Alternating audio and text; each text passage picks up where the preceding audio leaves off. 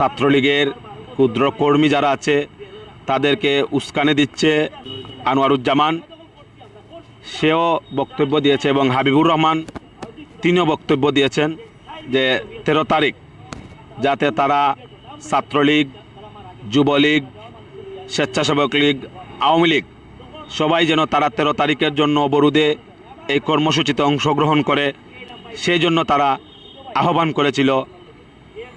আমরা এই 13 তারিখকে কেন্দ্র করে আমাদের অবস্থান কর্মসূচি অব্যাহত থাকবে। তাদেরকে দেশ থেকে টেকাতে আমরা সর্বাত্মক সময় রাজপথে আছি।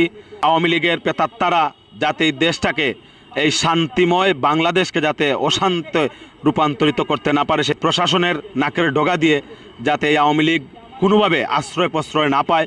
24-এ যেরকম সবাই দল মত নির্বিশেষে আওয়ামী লীগের বিপক্ষে আমরা মাঠে নেমে এসেছিলাম, সেভাবেই 13 তারিখের তারা যাতে এ ধরনের কর্মসূচি পালন না করতে পারে, এ ধরনের কর্মসূচি থেকে বিরত থাকতে পারে, সেই লক্ষ্যে আমরা যেভাবে পারি আমরা যাতে মাঠে থাকতে পারি। সেই কালো আনোয়ারুজ্জামান বিদেশের মাটিতে বসে উস্কানিমূলক বক্তব্য দিচ্ছে যাতে আমাদের ছাত্রছাত্রী ভাই বোনেদেরকে রাস্তায় লিলিয়ে দিতে পারে। তবে সতর্ক করতে চাই, এটা হচ্ছে সিলেটের মাটি, পবিত্র মাটি, শাহজালালের মাটি। এখানে কোনো ধরনের স্বৈরাচারী কার্যক্রম চলতে দেয়া হয়নি, হবে না, ভবিষ্যতে হবে না।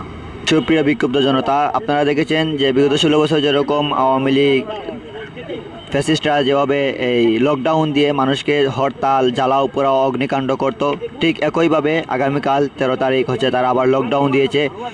প্রতিহত করার জন্য বৈষম্যবিরোধী ছাত্র আন্দোলন এবং সিলেটের প্রত্যেক অঞ্চলের মানুষ, সচেতন নাগরিকরা আমরা আজকে থেকে শহীদ মিনারে আশ্রয় নিয়েছি।